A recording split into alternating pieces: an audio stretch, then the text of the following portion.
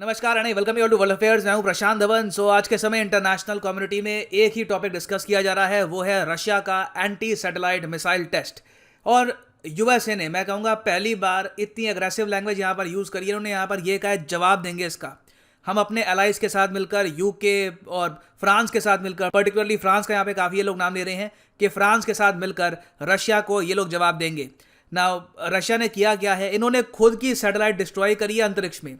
उसकी वजह से मलबा अंतरिक्ष में बहुत ज़रा बढ़ गया है। और एक टाइम पर तो जो इंटरनेशनल स्पेस स्टेशन है, जिसका पार्ट आज भी आप अगर देखो तो रशिया भी है, उनके एस्ट्रोनॉट्स को खतरा हो गया था। वो सब अपनी जो ट्रांसपोर्ट शिप है वहां पे चले गए थे इन केस बहुत सारा मलबा इंटरनेशनल स्पेस स्टेशन को डैमेज करता। तो यूएस ऑब्वियसली काफ़ी गुस्सा है। ना सिर्फ यूएस, फ्रांस ने यहाँ पर बहुत ज़्यादा कड़े शब्दों में निंदा करी है रशिया की। फ्रांस ने यहाँ पर यह कहा है कि Russians are acting like Vandals. Vandals होता है गुंडे, बिल्कुल वाइल्ड और अनकंट्रोलेबल किस्म के गुंडे आप कह सकते हैं। उसके अलावा यूके ने भी कहा है कि रशिया ने जो यहाँ पर किया है ये कभी भी एक्सेप्ट नहीं करेंगे और रशिया को प्रॉपर जवाब इसका दिया जाएगा। Now to be honest, UK, France, USA मिलकर रशिया को क्या जवाब देंगे खुद की सैटेलाइट डिस्ट्रॉय करने का, ये देखना होगा। बहुत ही इंटरेस्टिंग होगा। मगर रशिया ने, आप कह सकते हैं, आज के समय जो स्ट्रैटेजी अपनाई है वो बहुत ही सिंपल है, प्योर अग्रेशन। चाहे बेलारूस का माइग्रेंट क्राइसिस हो और जगह आप देख लीजिए, व्लादिमीर पुतिन ऑलमोस्ट चाहते हैं कि कुछ हो जाए यूरोप में, कुछ यूएस के साथ कुछ कॉन्फ्रंटेशन हो जाए। परहैप्स इसका एक रीजन ये है कि इंटरनली रशिया में इनको बहुत सारे प्रोटेस्ट फेस करने पड़ रहे हैं।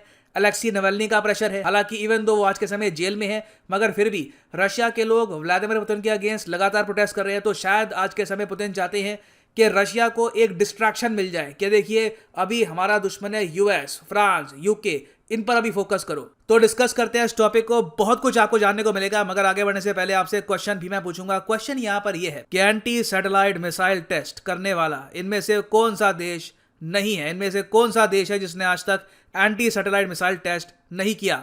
चाइना, इंडिया, यूएसए या फिर इजराइल? कमेंट सेक्शन में करो आंसर। सही उत्तर मैं आपको दूंगा वीडियो के अंत में। ओके, सो अगर हम बात करें एंटी सैटेलाइट मिसाइल की, नाम से पता लग रहा है सैटेलाइट को डिस्ट्रॉय करने वाला ये मिसाइल होता है। मगर आज के समय एंटी सैटेलाइट मिसाइल भी दो टाइप के हैं। एक तो होता है काइनेटिक, मतलब कि आप फिजिकली एक मिसाइल लॉन्च करते हो और अंतरिक्ष में एक सैटेलाइट को आप हिट करते हो। इससे ऑब्वियसली काफी मलबा क्रिएट होता है, स्पेस ऑल टुगेदर और ज्यादा असुरक्षित इससे हो जाएगा। फिर उसके अलावा होता है नॉन काइनेटिक, मतलब कि सैटेलाइट को बिना छुए, बिना फिजिकली छुए उसको डिस्ट्रॉय कर देना। यह आप कर सकते हैं एक साइबर अटैक से। जी हाँ, इन द फ्यूचर कंट्रीज के पास इतनी एबिलिटी होगी कि वो दुश्मन देश की सैटेलाइट डिस्ट्रॉय कर सकते हैं सिर्फ एक साइबर अटैक से। उसके अलावा लेजर्स होती हैं, बहुत से आज के समय रास्ते निकल आए हैं एक सैटेलाइट को डिस्ट्रॉय करने के। और देखो, सबसे पहला एंटी सैटेलाइट मिसाइल लॉन्च किया था यूएसए ने इन 1959। उसके बाद रशिया ने इसको लॉन्च किया 1960s में। पूरी दुनिया को ये बात समझ आ चुकी थी कि यूएसएसआर, एक्चुअली उस वक्त रशिया था नहीं, तो यूएसएसआर और यूएसए दोनों के पास सैटेलाइट्स को डिस्ट्रॉय करने वाले मिसाइल्स हैं।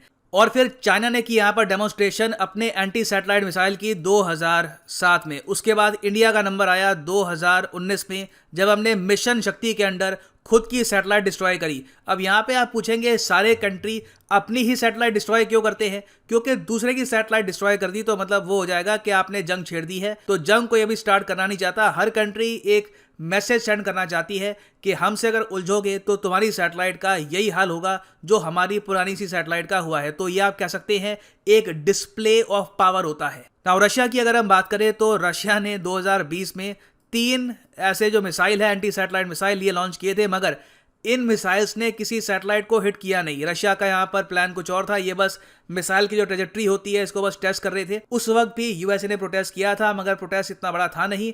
अब जाकर जब रशिया ने अपनी एक बहुत ही पुरानी सी सैटेलाइट, एक 1982 में लॉन्च करी गई सैटेलाइट जो आज के समय बिल्कुल काम की रही नहीं है, इसकी कोई यूटिलिटी बची नहीं है, तो रशिया ने इस सैटेलाइट को जब डिस्ट्रॉय किया है तब यूएसए ने यहाँ पर कहा है कि ये बहुत ही ज़्यादा इर्रेस्पॉन्सिबल है। यूनाइटेड नेशंस ने 2018 में गाइडलाइंस बनाई थी कि अगर किसी कंट्री को एसैट टेस्ट करना भी है तो करेगा भी कैसे। ये गाइडलाइंस आपके सामने है। पहली गाइडलाइन ये है कि अगर अंतरिक्ष में एक सैटेलाइट डिस्ट्रॉय करनी भी है दुनिया को दिखाने के लिए तो बहुत ज़्यादा लो अर्थ ऑर्बिट में करना, ताकि अंतरिक्ष में मलबा ना क्रिएट हो जाए।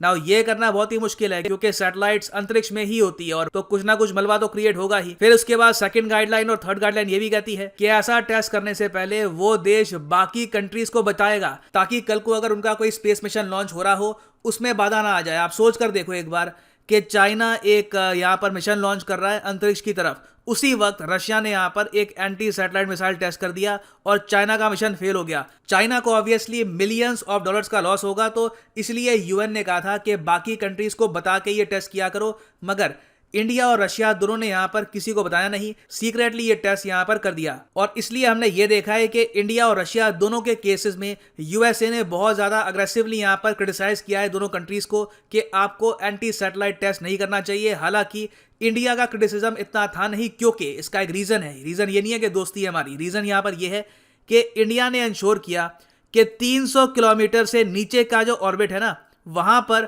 हम अपनी जो सैटेलाइट है उसको डिस्ट्रॉय करेंगे। तो इंडिया का जो टेस्ट था उससे जो भी डिब्री यहाँ पर क्रिएट हुआ था ये बहुत लिमिटेड था और आज के समय काफी हद तक जो डिब्री है वो गायब भी हो चुका है। रशिया का टेस्ट आप अगर देखो तो यहाँ पर यूएसए कह रहा है कि 1500 मलबे के छोटे छोटे टुकड़े यहाँ पर बने हैं। सैटेलाइट के जो छोटे छोटे पुर्जे थे आज के समय ये स्पेस में तेजी से घूम रहे हैं और ये बाकी सैटेलाइट्स, इंटरनेशनल स्पेस स्टेशन, बाकी जो स्पेस मिशन हैं उनको डैमेज भी पहुंचा सकते हैं। और सबसे इंपॉर्टेंट पॉइंट यहाँ पर नोटिस करने वाला ये भी है कि रशिया को ये टेस्ट करने की आवश्यकता थी नहीं। दुनिया को अच्छे से पता है कि अगर यूएसए डिस्ट्रॉय कर सकता है सैटेलाइट तो रशिया भी कर सकता है।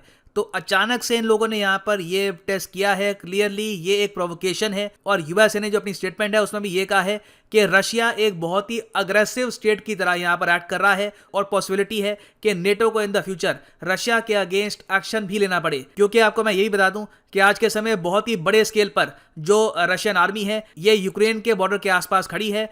इसको लेकर जो बाइडेन ने रिसेंटली वार्निंग भी दी थी, इस पर मैंने वीडियो भी बनाई है कि पॉसिबिलिटी है कि रशिया बहुत ही बड़े स्केल पर यहाँ पे अटैक भी कर दे यूक्रेन को। नाउ इंडियन पर्सपेक्टिव से आप अगर देखें तो रशिया ने जो भी किया है हम तो यही कहेंगे कि इसकी आवश्यकता क्या थी, क्योंकि इससे बेसिकली अब क्या होगा कि फ्रांस, यूके, इवन यूएसए हो सकता है कि भारत पर भी प्रेशर डाले कि व्लादिमीर पुतिन जब भारत में आएंगे दिसंबर में, इनसे बातचीत करो कि लगातार ऐसे टेस्ट ये क्यों कर रहे हैं, ये क्या प्रूव करना चाहते हैं बार बार।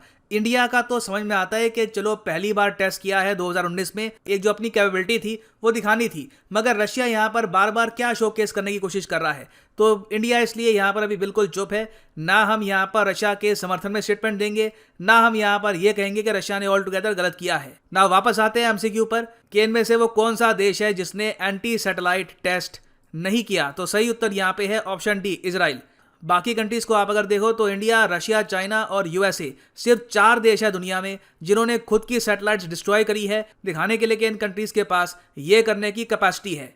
और फाइनली यहाँ पर मैं ये भी ऐड कर दूं कि कल आखिरी दिन है अनअकैडमी की सेल का। कल के बाद प्राइसेस फिर से बढ़ जाएंगे, तो आपके पास अभी टाइम है। You can purchase the Unacademy UPSC course. सीधा जाओ कमेंट सेक्शन में, यहाँ पे आपको मिलेगा लिंक, आप खरीद पाएंगे ये यूनिक कॉम्बो पैकेज जिसके अंडर आप यूपीएससी प्रीलिम्स, मेंस, ऑप्शनल, जी हाँ ऑप्शनल भी of your choice, history, political science, जो भी यहाँ पे आपको चूज करना है आप चूज कर सकते हैं and you can start preparing for these examinations.